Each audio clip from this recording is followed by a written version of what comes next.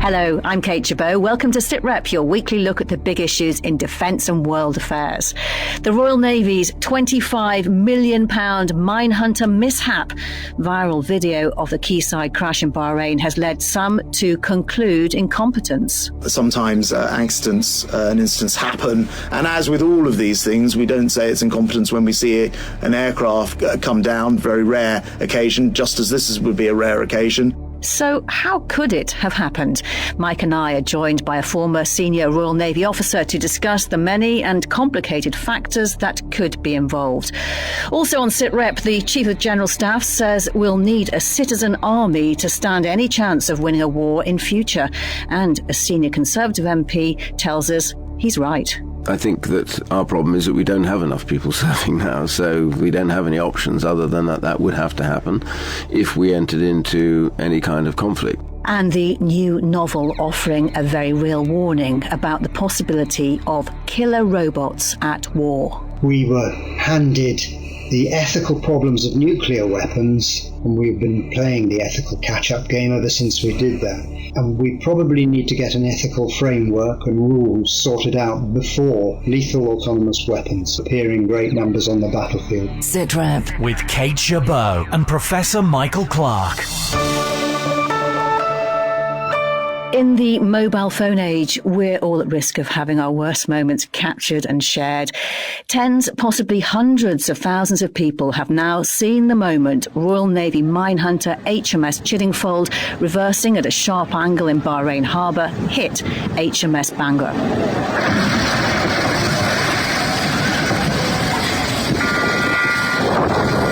A lot of people have shared that video for entertainment, but it's also a pretty uncomfortable watch for many. You can see what's coming, and actually moments before the crash, hear distant, frantic shouting. Mike, what did you think when you saw it?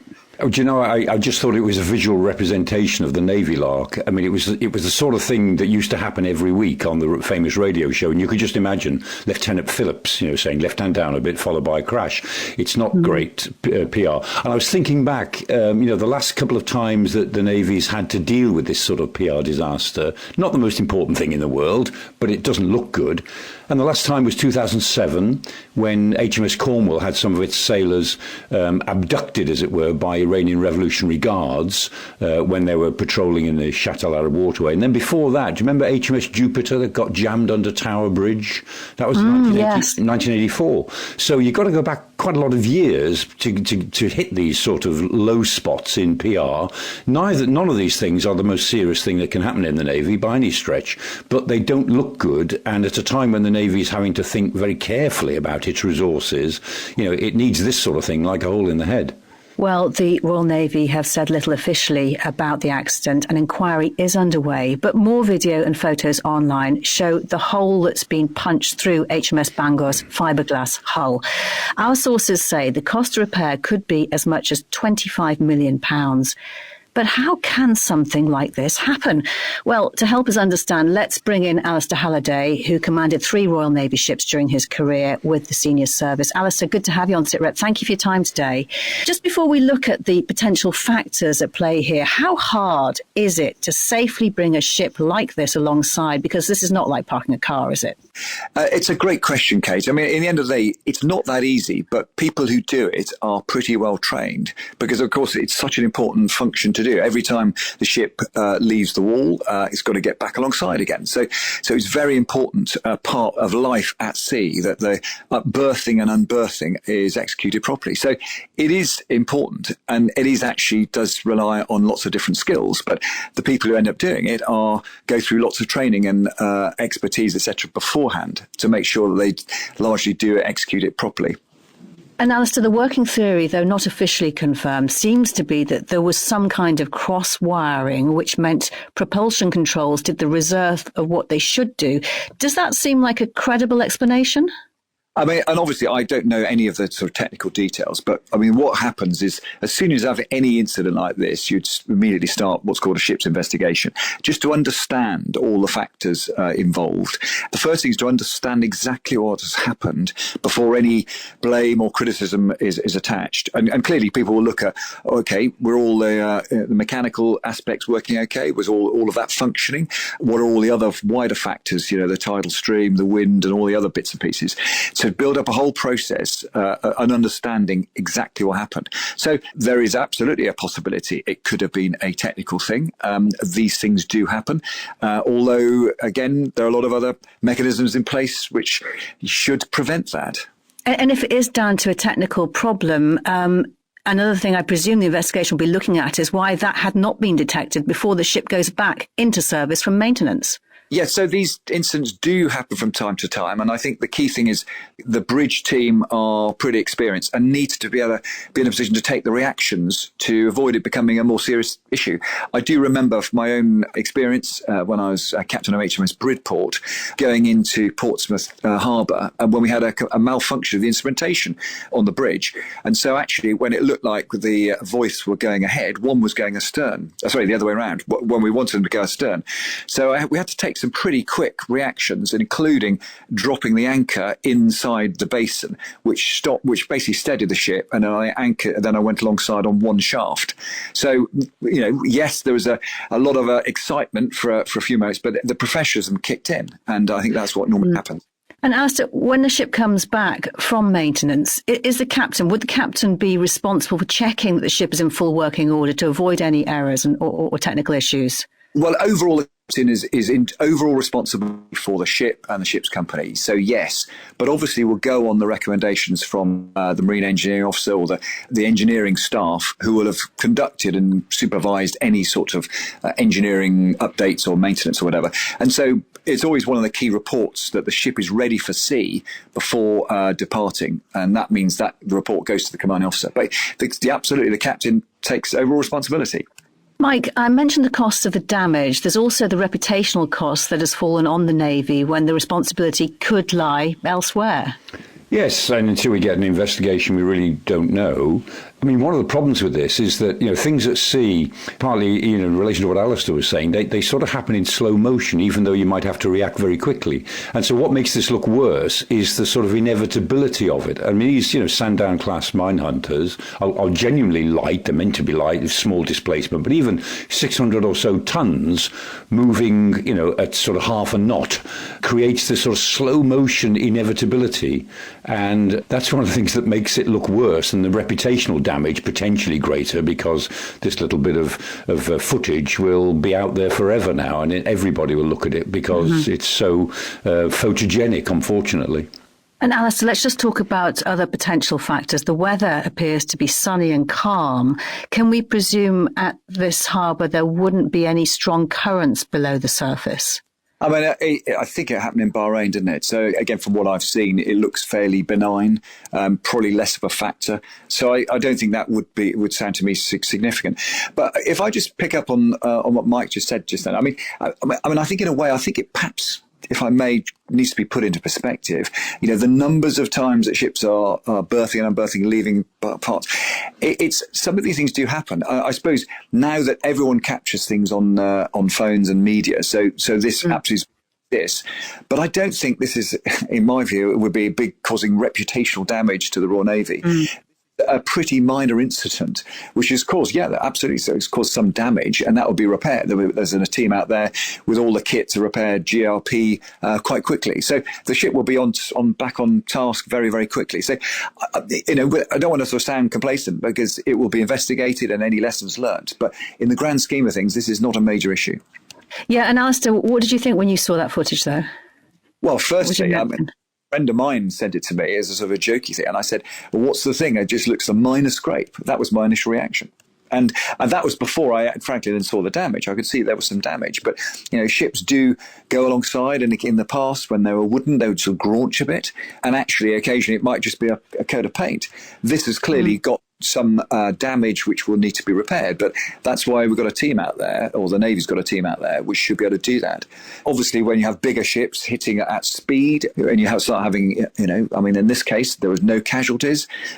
Sounds like the ship's company were well trained, took all the right reactions, etc. So I think there's lots more positives in there. I think sometimes when you do hear these things happen, they can be, much more serious. And how long will the investigation take? Well, normally, a ship's investigation will be a day, probably a couple of days, but then it will then it will need to be assessed. And if there's a need to do a further or fuller external investigation, that will be sorted out, I think. So very quickly, the Navy will come to understanding the key reasons behind it. Alistair Halliday, good to talk to you. Thank you very much for your thoughts. Mike, the timing of this just adds to the awkwardness, though, doesn't it? Because HMS Bangor is the last of the Navy's Sandown-class minehunters, because HMS Penzance left service just days before.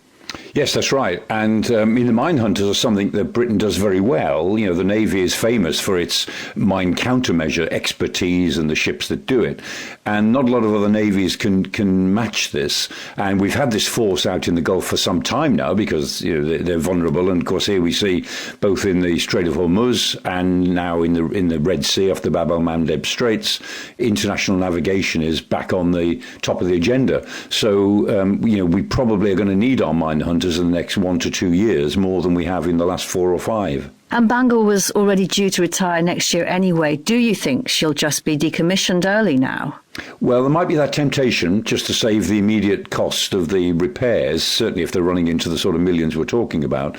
But I hope not, because they really need them. This is not a good time to take another minehunter away from a mission which is growing in importance. So I hope that they will, as Alistair was saying, the damage is not insignificant, but it's not huge. I hope they'll just repair it quickly so that Bangor can stay on station, even if it's due to be decommissioned next year. Again, it might even have its commission extended, because what they're doing there is of growing importance. Yeah, because it leaves the Navy's mission in the Gulf with just 2 minehunters instead of 3. How much impact will that have on operations there right now?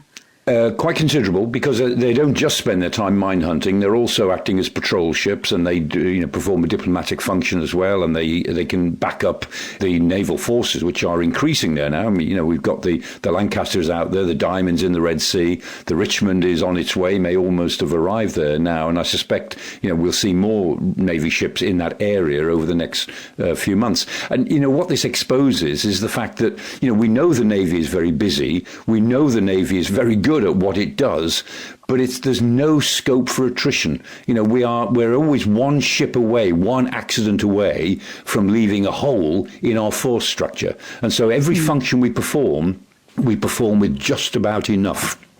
And there's only so long you can go on doing that before you really get caught out. News, discussions and analysis. This is Sitrep. Now, we talked last week about the doomsday clock getting its annual update, and the people behind it have kept it at 90 seconds to midnight. It remains the most dangerous assessment of the risk there will be a catastrophic global war in the project's history. We know that Germany thinks Russia could attack NATO countries in 5 to 10 years, that Sweden has warned its citizens they need to be prepared for the possibility of war in the coming years. And now we have a similar warning from the head of the British Army. In a speech away from microphones and cameras, the Chief of the General Staff, General Sir Patrick Sanders, said Britain needs to train and equip a citizen army to prepare the country for a potential land war. Ukraine, he said, brutally illustrates that regular armies start wars, citizen armies win them. Mike, this has generated a lot of headlines with the word conscription, something the government says isn't on the table. No, and they're right to say that, because it isn't. Everyone misunderstands. When Patrick Sanders talked about a citizen army, he was talking about a volunteer citizens army, not conscription. The issue of conscription is that, in a sense, what he's saying is that if we don't increase the size of the army into a bigger volunteer army, if we don't create second echelon forces, we'll be forced back to conscription, which nobody wants. And, as I've been saying for the last 2 days, it seems, the British Army goes back to 1660. 29th of May 1660 on Blackheath was the moment when the British Army, as we now understand it, was created. That's 364 years ago.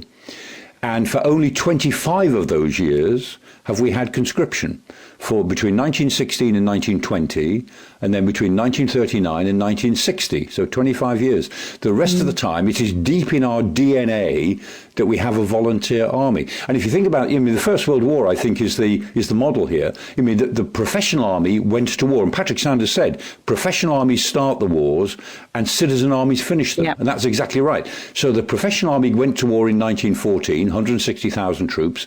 That army was destroyed at the Battle of Mons, the Battle of Ypres, the First Battle of Ypres. And then the citizen army, Kitchener's army of 1.5 million, went to war behind the regular army. That army was more or less destroyed in the Somme and the campaign afterwards. And that in turn then was replaced by a citizen conscript army after conscription came in, which was the army that probably the best army Britain ever fielded in history. And that was the army that went on to win. It was the best army on the Western Front by 1918 by a long way. And so we went through regular, volunteer and then conscript army in the First World War. In the Second War, the pattern was similar. Again, the professional army went to war in 1939. It was rescued, 225,000 of them at Dunkirk, and that became the core of a citizen conscript army. At that time, we moved straight to conscription. A conscript army, and that conscript army went right through into the Cold War to 1960, and that was quite unusual. But there's a big distinction between a conscript army and a volunteer citizen army, and what Patrick's talking about is that, the regular army is never big enough to actually win a war. You can go to war, but you can only win a war with something bigger. And Mike, that concept of a citizen army is exactly what we've seen happen in Ukraine. Indeed, the UK has been key in training Ukraine's citizen soldiers. Yeah, and this training program has been pretty good. Basic infantry training. I mean, it's pretty truncated, but it seems to work because, a lot of these Ukrainian soldiers who are fighting really hard on the front line now, and they're having a really tough time. A year ago, or 18 months ago, most of them were just civilians. They were doing ordinary middle-class civilian jobs, and there they are. And that operation, the Interflex operation that Britain is running, has been pretty effective, and it does show, and the Army's quite keen to learn the lessons of this, not to say you can just reproduce it, but to learn how to do it. It does show that you can create from scratch a pretty good basic training program which brings people up to the level where they can operate. That the challenge is in operating in bigger units. We're training people up to sort of company level operations, but you need a bigger step then to train up to battalion and then brigade level operations. You can get from company to brigade to battalion reasonably well, but brigade level operations is a bigger challenge, and then obviously divisional operations. But the model is there. And there's a lot of thinking going on at the moment into, if we had to use this model for ourselves, what else would we need to do with it? Well, General Sanders is not the only one who wants the civilian population to think hard about the idea of serving in uniform. The former Conservative leader, Sir Iain Duncan Smith, who also served 6 years in the Scots Guards, has told Sitrep we wouldn't have any other option if it came to a war. He's been talking to Sian Greschek. We suddenly learnt from the Ukraine war that the kind of war that we thought would never be fought again, with huge minefields and trenches and stuff like that, it's back. We don't have the reserves that we used to have to fight wars on that scale. We have tiny amounts we seem to run out of ammunition, stuff to give to the Ukrainians because we never thought this would ever happen again. Well, it is happening, and it's a big wake-up call. Would you agree with those that say that people should be prepared to be called up to fight? I think that our problem is that we don't have enough people serving now, so we don't have any options other than that would have to happen if we entered into any kind of conflict. I fervently hope we don't, because of course the scale of warfare now is on a much more dangerous level than we could possibly have experienced previously with the possession of nuclear weapons. But the reality is, if you look at Ukraine and Russia, that is the kind of war, if Russia gets involved, and most of Eastern Europe is desperately worried about the nature of a Russia succeeding in Ukraine and then turning their attention to test NATO on NATO's boundaries. So all of this is part of the problem, that whether we like it or not, we are in a contest, and the contest is about how do you govern people, and at the moment we appear to be asleep at the wheel, as it were. You've spoken at your disappointment at the size of our military. Do you feel our armed forces are currently fit to face the potential threats facing the UK? No. I think is the simple answer to that, because it's not. We haven't based our armed forces on this kind of threat. And we're not alone, by the way. You have to look around Europe. I mean, Britain is ahead of the rest of Europe in all of this, no question. You know, we have the best and some of the best equipped armed forces, but we've learnt a very brutal lesson in the last 2 years, and that is that all the assumptions we made about warfare have been turned on their head by the Russian invasion of Ukraine. We're now seeing lots of stuff that we assume would never happen. 5-mile wide minefields, the use of drones, the nature of how successful are tanks. All these are big, big questions that need to be answered, and manpower is critical in all of this. So the West has got a lot to think about on this, and to recognise that we need more potency if we're going to face this threat as it comes in the future. And I think the generals are all saying it, and the admirals are saying it. We're not there. So how much bigger should our armed forces be then? Well, it's difficult. I'm not a general. I'm not serving in the military. But what is clearly the case is I think they're too small right now. My personal view is I think we need to increase the reserve dramatically. It's something that's much cheaper, of course, than professional soldiers all the time. But it's something that, if you look at America, they have a very significant reserve. Our reserve is still not very big, and it needs to be bigger. If you're going to have a smallish army, you need a much bigger reserve to be able to come in. So all of these things I know are being debated. The Defence Committee, I know people on it, and they've been warning about this. They have. So, but it's difficult. You know, we're in straitened circumstances. We've got inflation. We've got real problems. Governments have to make choices about this, and the government has said they're going to get to 2.5% of spending. So that's all good, but when they can afford it. And so the rest of Europe is nowhere near that at the moment, and that's the other big argument. And speaking of money, the budget is coming up very quickly. Would you rather the Chancellor use money for tax cuts or greater defence spending? Well, you've got to get the economy moving. One of our problems is you don't have the wherewithal to spend on defence if your economy is in straitened circumstances, so the choices get more difficult. So we always talk about tax cuts. I prefer to say growth. So he's going to have to take the burdens off. We have one of the highest, because of all the crisis, because of the war in Ukraine, the energy crisis, we have a very high level of taxation. And that came as a result of that. But we now need to ease that burden off the public so that they have more of their own money to spend. That brings in better tax revenues. So the lower the taxes, the more the revenues increase. The good old Laffer curve idea, which is that, that's how it works. So we need to take the pressure off the public. That's all part of growing your economy. In a growing economy, 2.5% becomes a much greater sum of money and gives you greater potency. So there's a balance between the two. It's not just a choice. The reality is we do need to get the economy growing. Growing the economy will mean we'll have more money to spend on defence. And in terms of growing reserves, how do we do that? Well, I think it's a case of re-alerting the public to the nature of what we do. I think the problem for many of the public, they don't really come into contact with the military in their daily lives. And one of the pluses about having a larger reserve is that lots of those reservists will be working in different places, different companies, different factories. And their stories will be interesting to those around them. And that's important because it gives a sense of the military, it gives a sense of what service is all about. And I think, therefore, you offer all sorts of incentives for people to come and get involved in it. When I was Secretary of State for Work and Pensions, I remember allowing the reserve to be advertised in the job centres, and at the same time we opened up to say, look, if you go on your 2-week holiday, up until then, if you were on benefits, you couldn't do your 2-week holiday, you had to report back. Well, we said, no, if you're serving on the reserve and you have to do a 2-week military exercise, then that's fine. We let you go and do that, and you won't have to turn up to show that you're still looking for a job. And it helps those looking for jobs. They went into work much quicker if they'd been a reservist as well. So all of that helps build it up. And I think if we do that, I think lots of people would get involved, but they just don't know about it. Would you support conscription?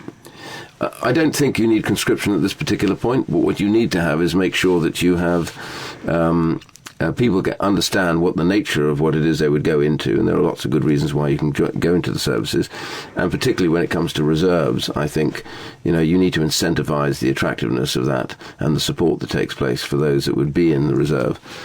So I don't think conscription will work at this stage, because you'd have to have a greater immediate presence of the threat before you moved into that. But I do think that we need to be doing more about getting people to understand the nature of service and why it's a good thing to do.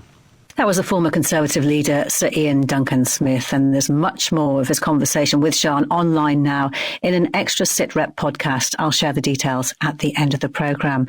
Mike, to come back to your original point, if this relies on volunteering, are these warnings of the risk of war going to work? Yes, I think they do. I mean, I don't think the public is. It's not difficult to persuade the public that we are now living in a much darker international environment. I think there's a common sense element that we all understand that is the case, and that the future is likely to be more challenging. But we've got to be realistic. We're not here talking about, as it were, the First World War that mobilised 2.5 million men, or the Second World War that mobilised 3.5 million. We're not talking in those terms. The big ground forces in Europe are provided, or will be provided, or should be provided by Germany and Poland, and actually the Scandinavian Nordic states. That's where the big manpower ultimately will come from. And Britain plays the role of a strategic reserve, very much by its naval power, but also by having a military an army that is able to go to the continent and be really effective in what it does. And what Patrick Sanders is saying is that the army is not big enough to be effective. It's not big enough to help in playing that strategic reserve role and making a difference where it matters.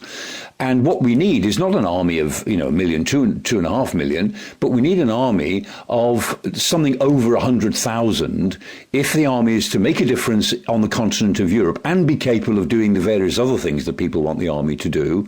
We've got to get back to something like that Cold War level. I mean, in the Cold War, remember, the army was 180,000, of whom 60,000 were the British Army of the Rhine. Well, we're not going to go back to that, but something around the 115,000, 120,000 is generally regarded as the requirement to be effective in the role we think and we always say that we can play in NATO. That's realistically what we're talking about. And I don't think the public would find that too outrageous, because I'm pretty sure the public have a good sense of the fact that the threat is increasing quite quickly now.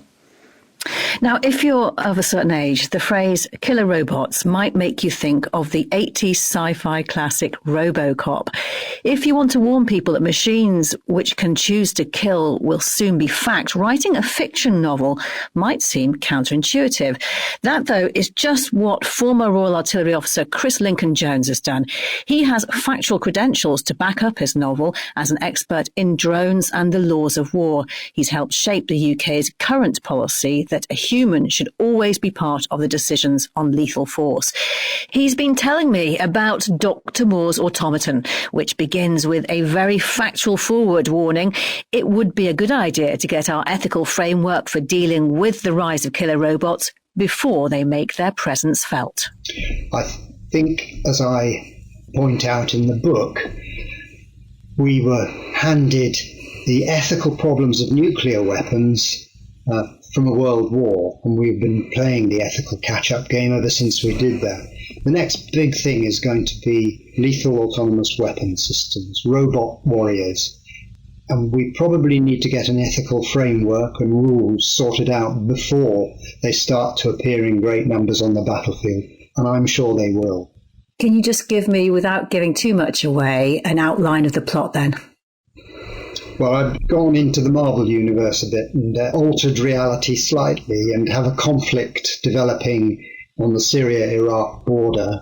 And a very brilliant programmer is captured by DSTL, Defence Scientific Technical Laboratories, and he makes for them a machine intelligence. He doesn't like the word artificial intelligence because he doesn't believe that's what things are at the moment.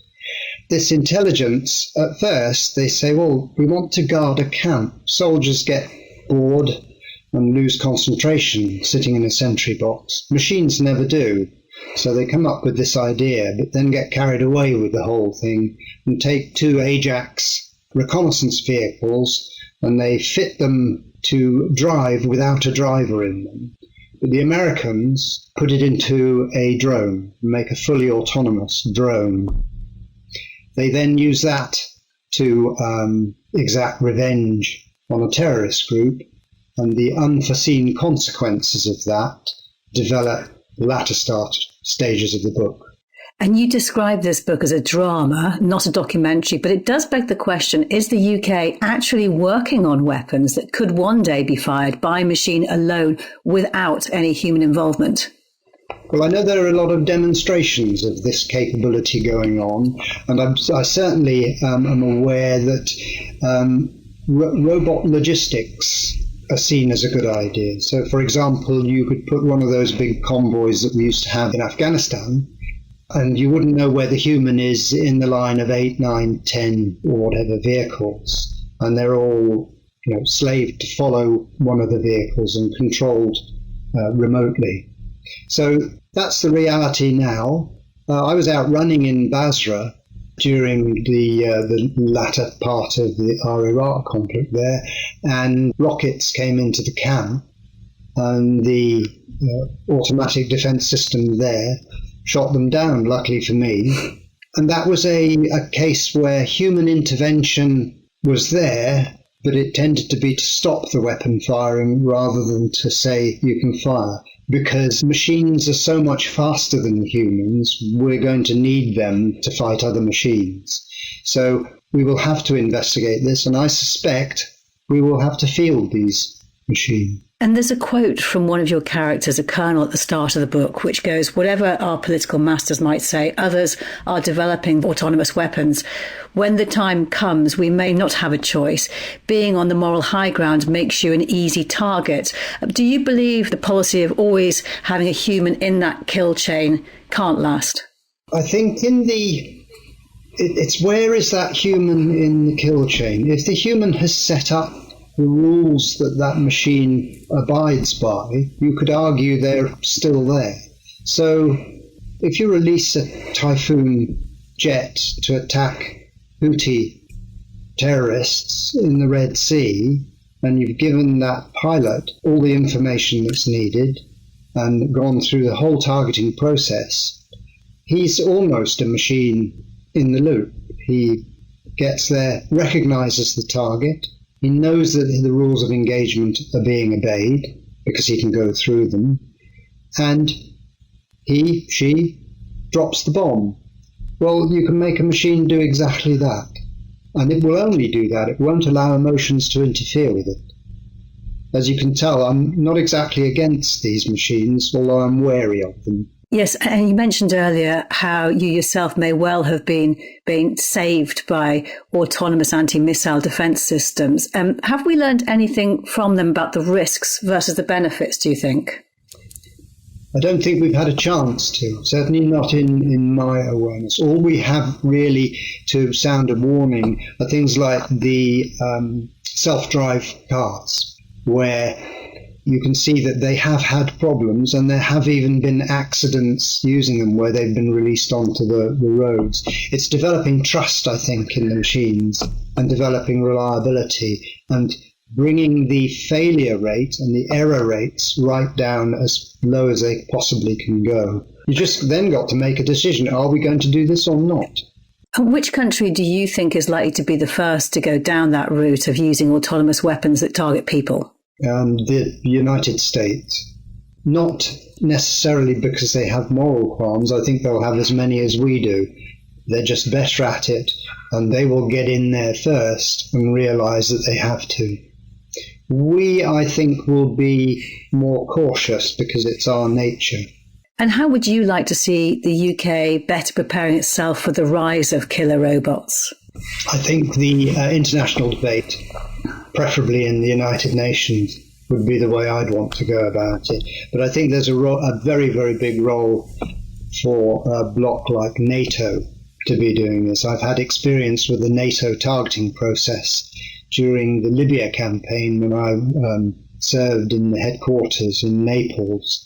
and the very, very careful way that we applied lethal force in and around Misrata was impressive, to say the least. And just finally, Chris, what do you want people to come away from your book thinking and learning? I hope they think it was an exciting read, but I hope they learn a bit about the military and how the military operates. And also, I hope that the message they take away is that there are good, ethical, moral people involved in this business. And I think that ought to encourage people to think that as we get these weapons, as I'm sure we will, they'll be decent human beings, making sure they don't do the things that you see in the wilder media that is out there. Chris Lincoln-Jones, great to speak to you. Thank you very much for your time. Pleasure. Mike, is it inevitable that we'll let machines decide for themselves where and when to fire their weapons? No, it's not inevitable, but we're on the road in which that is a temptation, and we do a little bit of that ultimately. But as Chris Lincoln-Jones said, I mean, somebody, a human being, has got to be in the loop and has got to take the moral responsibility for that. And Chris is in a very long tradition of novelists who say something really important scientifically. I mean, I was thinking about Isaac Asimov in his book I, Robot, where he draws up, this was many years ago, the laws of robotics, one of which is that it must not turn against human beings, it must not turn against humanity. And while Chris was speaking, I was listening there. I just checked on my phone the dates covered by H.G. Wells's famous book, The Shape of Things to Come, which made a big impression on me. And the date it came out in 1933, and it very accurately predicted war in Europe in 1940. That will be fought with tanks and machine guns and aircraft and mass bombing, predicted all that. And it saw the war of 1940 going into the 1960s and 1970s until it reduced Europe to an absolute wasteland dominated by a few wicked dictators. And in the book, eventually a sort of a super race emerges, a technological super race who come in and depose the dictators and establish a new high-tech utopia. And that's how the book finishes. And do you know the date on which the book finishes? Go on. 2016. And that was the year of Donald Trump and Brexit. It makes you think. It makes you think, Kate. It does. Mikey, thank you again for your contribution. And my thanks, that's all we do have time for right now. And my thanks to all of our guests. That is all for now. Professor Michael Clarke and I will be back with another Sitrep next Thursday. In the meantime, don't forget there is an extra Sitrep podcast online now as Iain Duncan Smith explains why he believes China is benefiting from the wars being fought around the world right now and what makes it a threat to the UK. That's at bfbs.com/Sitrep or wherever you get your podcasts. For now, though, from me, Kate Gerbeau, I've got some reading to do. Thanks for listening. Bye.